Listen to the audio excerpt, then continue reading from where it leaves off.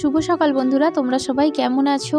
আবারও একটি নতুন ভিডিওতে সবাইকে শুভেচ্ছা ও ভালোবাসা জানিয়ে আমি চলে এসেছি। এখন শুক্রবার, সকাল এখন 9:30 বাজে। সকাল থেকেই আমি রেডি হয়ে গেছি বড়ি দেবো বলে। ডাল বেটেও নিয়েছি মিক্সিতে, মটর ডালটা আর বিউলির ডালটা আমি শিলে পেস্ট করে নিচ্ছি, কারণ মিক্সিতে হলে জলের পরিমাণটা ঠিক মতন বুঝতে পারি না। আর সকাল 9টা অবধি যেহেতু ওর ফোন করে, তাই মামনি বললো যে ফোনটা ধরে নিয়ে আগে কথা বলে নে, তারপরে বড়ি দিবি। তো তাই জন্যই একটু রেডি হয়ে বসে নিয়েছি, কিন্তু দিতে অনেকটা দেরি হয়ে গেল। সকালের রোদটাই তাড়াতাড়ি দেওয়ার চেষ্টা করছি, কারণ শীতকাল যেহেতু রোদের তেজটাও অনেকটা কমে থাকে, তো তাই জন্য সকালে রোদের দিলে সারাদিন ধরে অনেকটা শুকিয়েও যাবে। আর সকাল থেকে এই সমস্ত কিছুর চক্করে আমার মুড়ি খেতেও এখন দেরি হয়ে গেছে, আবার পড়তে বসতেও আজকে সকালবেলা একদমই পারিনি, কারণ এই সমস্ত কিছু করছি, ভিডিও করছি, ক্যামেরা সেট করছি, এই সব কিছু করে আর পড়তেই বসা হয়নি সকালবেলা। তো সেই যে সকালেটা পড়া হলো না, সেটা আমি দুপুরবেলা না ঘুমিয়ে পড়ে মেকআপ করে দেবো, এইভাবেই আমি সব কিছুটা ম্যানেজ করি। আর এই যে বড়ি দিচ্ছি, পাশে ক্যামেরা অন করে রাখা, এটা দেখে দেখে অনেকে যাচ্ছে, হ্যাঁ বলছে ঘরের কাজ করছি, তাও আবার কেন ক্যামেরা ফোনটা রেডি করে রেখেছি, আবার স্ট্যান্ডটা কী সমস্ত আছে, কেউ বুঝতে পারছে না। আসলে ভিডিওর ব্যাপারটা অনেকে বুঝতে পারে না। আর বিউলির ডালটাতে একটু হিং দিয়ে দিলে নাকি ভালো হয়, অনেকে আদা দেয়। রোদরা আজকে খুব বেশি চড়া ওঠেনি, তবে ছাদে দিয়ে আসবো ভাবছি, সেখানে রোদের তেজটা একটু বেশিই থাকে। আর লক্ষ্য রাখতে হবে পাখিটাকি যেন না থাকে। অনেকক্ষণ পর মুড়ি খেতে প্রায় 10টা 10:30 বেজে গেছে, আর আমি বিছানায় বসে মুড়ি খাচ্ছি, কারণ মামনি এই সময় ঘর মুছে, তো ঘর মোছার সময় তো ডিস্টার্ব করা উচিত নয়, মাথাটা গরম হয়ে যায়। বড়ি দেওয়া দেখে ও ফোনেতে বলছে, হ্যাঁ তুই যে বড়ি দিচ্ছিস, আমি যখন যাব তখন বড়িগুলো থাকবে তো? তখন আমি ওকে বললাম যে তুমি যখন আসবে তখন আবার বড়ি দেবো, কী হয়েছে, এগুলো না থাকবে।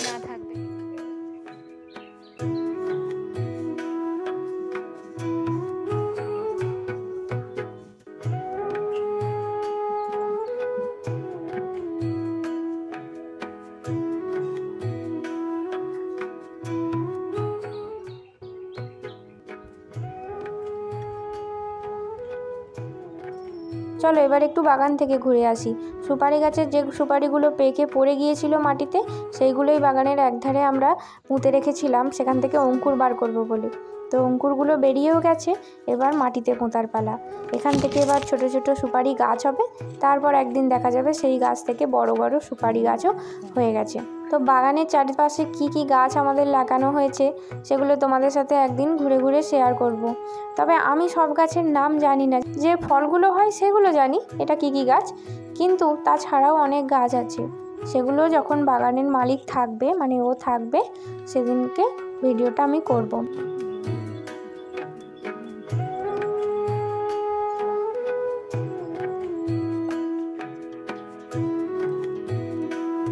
আর এই গাছগুলো এখনো বাকি আছে, এগুলো ভাবছি অন্য কোথাও পোঁতা হবে।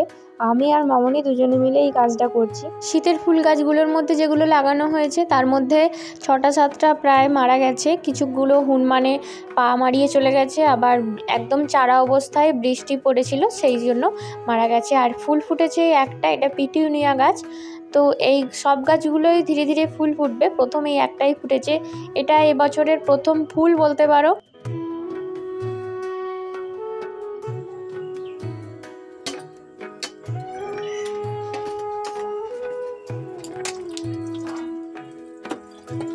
স্নানের আগে আমি কিছু বাসন মেজে তারপর স্নান করতে গেলাম। আর আজকে যেহেতু নিরামিষ আমাদের, তো টক দই নেওয়া হয়েছিল। নিরামিষের দিনকেই টক দইটা প্রধানত নেওয়া হয়। আর টক দই যখন আমাদের ভাতের পাতে থাকে, তখন আমাকে চিনি আর নুন আলাদা করে নিতে হয়, কারণ আমি নুন দিয়ে ভাত মাখিয়ে টক দই খাই, আর আমার শ্বশুর শাশুড়ি ওনারা চিনি দিয়ে খান। তো তাই জন্যই এটা আমার কাজ, হাত এঁটো করার আগে দুটো আলাদা করে নিতে হয়। আর ভাতের সাথে হয়েছিল ফুলকপির তরকারি, আর শীতকালে যে সবজি থাকে সেই সবজি দিয়ে একটা পাঁচমিশালি ঘ্যাঁট মতো হয়েছিল, তারপর চাটনি, ব্যাস। বাজার ধুয়ে নেওয়ার পর দেখতে পাচ্ছি এই মূলো শাকগুলো এখনও ফ্রিজে তোলা হয়নি। এই কয়েকটা মূলো শাক আজকে নেওয়া হয়েছে, তো সব সবজিগুলো ধুয়ে তারপরে ফ্রিজে আমরা তুলি। তো এই মূলো শাকগুলো পড়ে আছে, এগুলো এবার তুলবো। আর এখন যেহেতু শীত পড়ে গেছে, তো দুপুরে ঘুমালে না শরীরটা খুব ভারী হয়ে যায়, তো তাই জন্য যাতে ঘুমটা না ধরে কিছু জামা অল্টার করার ছিল। আজকে শুক্রবার তো অল্টার করে নিই, কারণ শনিবার কালকে আর সুতো ধরতে পারবো না, এখানে নিয়ম জানি না কেন। বিকালে মামনি গান শিখতে গিয়েছিল, তো তাই জন্যই আমি ঝাঁট দেওয়া যা যা কাজ থাকে করে নিচ্ছি, না তো যেগুলো মামনি করে আমি করি না। তো উনি এখন সন্ধ্যেবেলা আর গান শিখতে যান না, ঠান্ডা পড়ে গেছে, তো এখন দিনের বেলা যান। এই গাছটার পাতাটা একদিকটা সবুজ আর একদিকটা হচ্ছে লাল।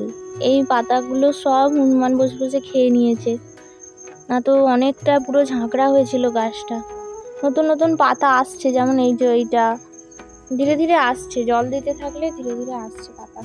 সুপুরি গাছে এই ছোটো ছোটো ফুল ধরেছে, এই ছোটো ছোটো ফুলগুলোকে পাখি ঠোঁট দিয়ে কেটে কেটে শুধু নিচে ফেলছে আর নিচটাকে নোংরা করে দিচ্ছে। সেগুলো ঝাঁট দিয়ে ভালো করে পরিষ্কার করলাম। এরপর শুধু জল আসার অপেক্ষা, সব কাজই প্রায় হয়ে গেছে। জলটা এলে এবার চটপট জলটা তুলে নেবো। তাড়াতাড়ি জলটা এলে সুবিধা হয়, কারণ মশা হয়ে যায় খুব। সন্ধ্যের বেলা যত বাড়তে থাকে তত মশা ধরে। জল আসার আগে বালতির পুরনো জলগুলোকে কিছুটা বাথরুমে ঢালি আর কিছুটা গাছের গোড়ায় দিই।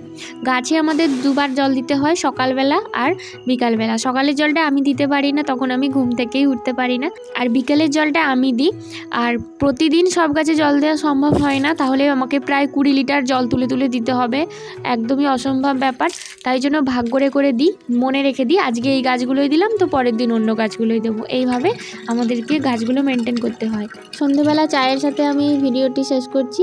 তোমরা যারা নতুন তারা চ্যানেলটিকে অবশ্যই সাবস্ক্রাইব করে দিও, আর যারা পুরনো তারা যদি ভিডিওটি ভালো লেগে থাকে তাহলে লাইক আর কমেন্ট করে দিতে একদম ভুলো না। তো দেখা হচ্ছে, গল্প হবে আবার পরের ভিডিওতে। আজকের মতন এইটুকুই, দেখা হচ্ছে পরের ভিডিওতে। তোমরা সবাই ভালো থেকো আর ভালো রেখো। তো আজকে টাটা।